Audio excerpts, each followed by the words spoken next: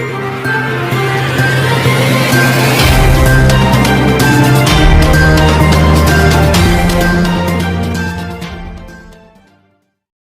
అండి everyone, AP new మీడియాకు స్వాగతం. ప్రతి ప్రభుత్వ కార్యాలయంలో ముఖ్యమంత్రి ఉప ముఖ్యమంత్రి ఫోటోలు పెట్టాలి. టీడీపీ యువ నాయకులు శిక్షావళి.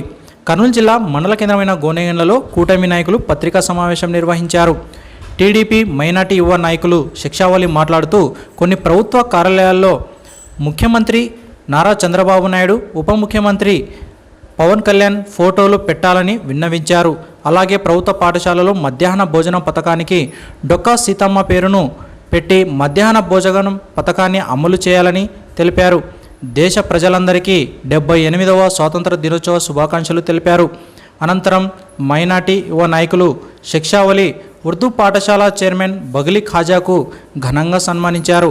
ఈ కార్యక్రమంలో Janasena party media in-charge Ganiga Bhasha, Khasim Saheb, బగిలి Khaja, అక్బరోలి, విలేకరి గౌస్ తదితరులు పాల్గొన్నారు. ఇక్కడ వచ్చిన పత్రికా విలేకరులకు, అలాగే మన గోనెగండ్ల మండల ప్రజలకు, అలాగే మండల నాయకులకు 78 స్వాతంత్ర దినోత్సవ శుభాకాంక్షలు.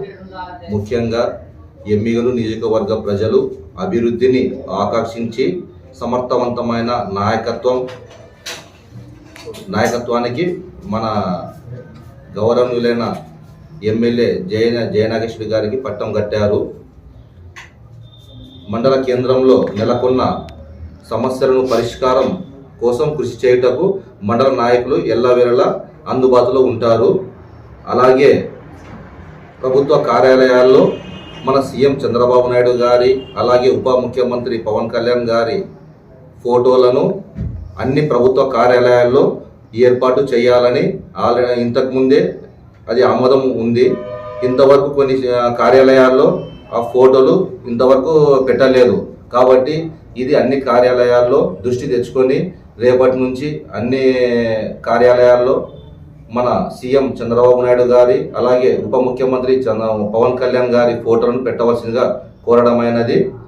అలాగే మధ్యాహ్న భోజనం పథకంలో స్కూళ్ళలో డొక్క సీతమ్మ భోజన పథకం కూడా పెట్టాలని కోరడం జరుగుతుంది. అలాగే ఇంకోసారి గోనెగండ్ల మండల ప్రజలకు, నాయకులకు స్వాతంత్ర దినోత్సవ శుభాకాంక్షలు.